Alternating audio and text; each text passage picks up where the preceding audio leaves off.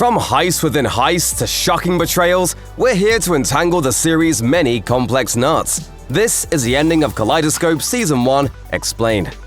Episodes of Netflix's dazzling heist drama Kaleidoscope can be viewed in any order, apart from White, which should always be watched last. While the show's non-linear format initially seems like just a cool gimmick, it soon reveals itself to be an elegant feat of storytelling. Luckily, Kaleidoscope isn't likely to be one last job for its makers, and it's certainly far from their first. Show creator Eric Garcia wrote the novel Matchstick Men, which was adapted into the 2003 movie of the same name. That film was directed by Ridley Scott, who serves as an executive producer on Kaleidoscope. Notably, Matchstick Men, which stars Nicolas Cage and Alison Lohman as a father-daughter con artist duo, plays tricks on its characters and the audience to entertaining and emotional effect. Obviously, this is more than a little reminiscent of Kaleidoscope. Garcia and Scott aren't the only intriguing figures involved in Kaleidoscope. Leading man Ray Vernon is fantastically played by Giancarlo Esposito. As elegant criminal mastermind Gus Fring on Better Call Saul and Breaking Bad, he works hard to protect a super-secure underground lair, rather than breach one. On the opposite end of the show's call sheet is Max Casella, who stars in the Pink episode as small-time crook and big-time podcast therapy fan Taco, who steals just about every scene he's in.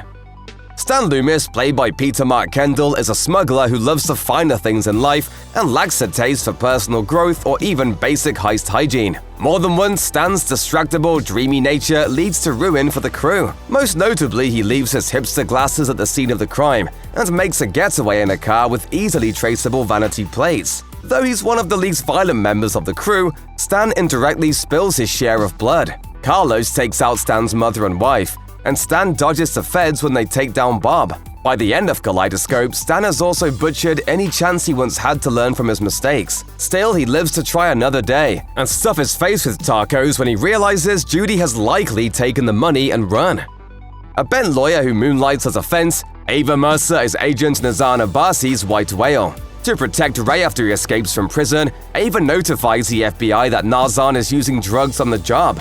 This costs Nazan custody of her kids and kickstarts her quest for revenge against Ava. Nazan's obsession with Ava and Ray comes to a fatal head in Pink and dead ends in White. Ava's motives aren't always entirely clear outside of her fondness for Ray, her grandmother, and the high life. Meanwhile, Nazan's obsession with tying Ava and Ray to the Diamond Way heist and the SLS job is simple. The lady wants revenge. Ultimately, Nazan gets a version of this, as Ava is killed in a shootout after a bitter fight for her life. But Nazan doesn't live long enough to enjoy it. As Roger warns Hannah in yellow, the triplets take Nazan down by sending a lackey to take her out in the street. She dies a few steps later. This is just another way Kaleidoscope drives home the idea that chasing white whales only leads to death by drowning. Bob and Judy Goodwin's story shows how hard it is to escape a toxic romance and a life of crime. Essentially, Bob is fire, Judy is gasoline, and together they burn down any trust left among the crew on the night of the heist. This comes to a head when Bob attempts to steal the full $7 billion for them and take out the rest of the team. You did the right thing, okay? While Judy appears to end her relationship with Bob in White by seemingly killing him to save Stan, we see her heart still belongs to him in Pink. Kaleidoscope knows old habits don't just die hard, they die twice. Bob meets an end that awaits so many fueled by jealousy, one he could have avoided by going to therapy before he set on a one-way path to bleeding out on the beach.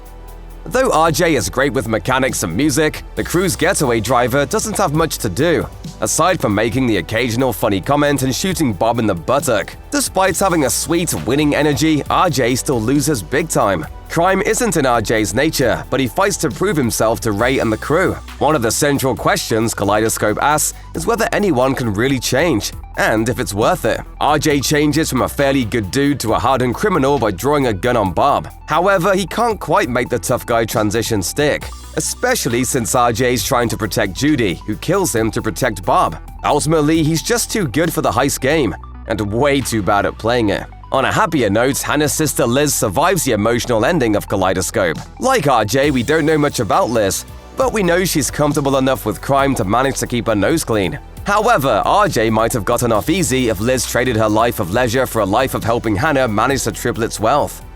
With cheekbones that good, Roger has got to be bad. Most episodes portray Roger as a well-heeled and respected creator of the world's safest safe, but that couldn't be further from the truth. Roger is the latest long con pulled by Ray Vernon's former partner in crime, Graham Davies. If Ray's story explores how poisonous a life fueled by revenge can be, Roger's is a cautionary tale confirming there's no rest for the wicked. Though Roger enjoys the high life, he's always looking over his shoulder. Even before Leo and his crew arrive on the scene, Roger admits to Ray that he isn't sure he could have saved Lily. He tells Hannah that loyalty means nothing to him, but there's something bittersweet in just how much he protests against connection while also blatantly seeking it. But as his wife leaves him and he loses his son to what may one day be a murder charge, it's easy to see his treasure for what it is, and that's fool's gold. Hannah is Ray's daughter and Leo's greatest protege. She's warm, intelligent, and inscrutable when it comes to where her allegiance lies. Until Pink, that is, when she reveals to her father that she took the take and switched the bearer bonds with copy paper. Cynics will say Hannah plays her dad to save her own neck from the triplets. However, her heartfelt admission to Ray makes it clear that she pulls the con to save her dad from himself. By switching the bonds out before the crew can make off with them, she protects the evil trio's fortune and buys back her dad's safety. She also manages to purchase a super sweet mansion to live in with her baby and Ava's dogs. Hannah breaks a family cycle of self-sabotage, bonds with her estranged dad, and seems to be the only member of the Kaleidoscope heist crew to come out on top. I'm not Roger's VP, and I'm not your inside man. It all seems peachy until you consider the international bad guys who now run Hannah's life, and the fact that her dad is likely murdered by Roger's kid. If these sobering realities don't take the sweetness out of that seaside mansion, we don't know what will. The side criminals of Kaleidoscope aren't exactly gentleman thieves like Ray, but they are horrifying, haughty, and hilarious. Plus, they all meet absolutely awful ends that illustrate a key Kaleidoscope theme. Basically, if you do crime long enough, you'll definitely take a fall. Carlos is Roger's right-hand man, ready to throw hands and guns whenever the need arises. Though this hitman picks off his fair share of lives, he meets his bitter end in red. Then there's Andrew, a former employee of Roger's who is framed by Hannah and engages in his own crimes of extortion after Roger fires him. Kaleidoscope demonstrates that greed is definitely not good many times over, especially when cocky Andrew overplays his hand and gets a plastic bag to the head for his trouble. Perhaps the most memorable side criminals of all are the therapy podcast-loving Taco and cardigan-rocking Samson. This dynamic duo provides a brief but potent shot of belly laughter alongside their bloodshed during their brief time on screen. Kaleidoscope is about cycles, whether it's the turn of the screw, the tumble of locks, or the spin on the titular kaleidoscope.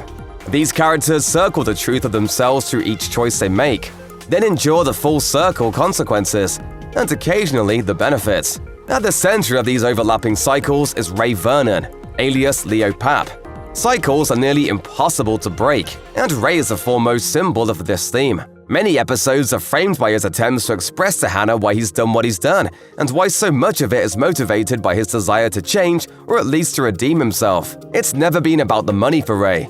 Instead, it's about revenge, which he gets at a grave cost. When the one silver lining of your perfect heist is that your daughter heisted it out from under you to save your life, it's a sign that times are hard. Ray loses a lot over the course of Kaleidoscope, from the bonds to his crew to Ava, and ultimately his own life. Yet he still wins. He may be driven to exact revenge on Roger for not saving Lily, a revenge he achieves by stashing the club jewel in Roger's private vault. But his true bounty is Hannah's forgiveness and acceptance. As the crew sails away from Manhattan and into a bleak future in red, Ray says, No one can pinpoint the exact moment it all fell apart. The heist goes off perfectly, but afterward, everything goes sideways. Indeed, Kaleidoscope gives its crew plenty of opportunities to suffer and shine. Seeing our master criminals at their best and worst creates an intriguing energy. As creator Eric Garcia told the New York Post, he drew influence from many classic movies, including Rafifi and Pulp Fiction. Like Rafifi, White showcases a largely nonverbal and very intricate heist sequence. The first line spoken comes when Stan speaks after several complex steps, saying, Well, that was easy. Kaleidoscope also delivers its own contributions to the Heist Hall of Fame, including Judy's press-on nail/SIM card handoff and the sweetly comic distraction of dosing the prison mess with magic mushrooms. Best of all is the moment when Hannah heists her dad in a neat and well-intentioned double-cross he doesn't anticipate. The show doesn't indicate this until the very last moment, which turns feelings of deception into the pure delight of seeing an excellent magic trick pulled off. We may have made a little change to the plan. Obsession, revenge, trust, and family loyalty fuel the series and pack it to the brim with emotional heat. The biggest weapon in its arsenal is a double-barreled shotgun of revenge and regret. Because of the kaleidoscope nature of the show's storytelling, we get to see its many characters shift throughout time. They change dramatically, creating a vivid portrait of their motivations. Maintaining entertainment and emotional resonance at the same time is hard to pull off. It's an even neater trick to balance these two forces while creating a show that can reportedly be watched more than 5,000 different ways. In a sense, pulling this off is pulling off a magnificent heist while telling a story about heists. If a big, flashy, heist-centric TV show can deftly tackle destructive cycles, unspeakable trauma, and a difficult healing process, there may be hope for streaming media yet.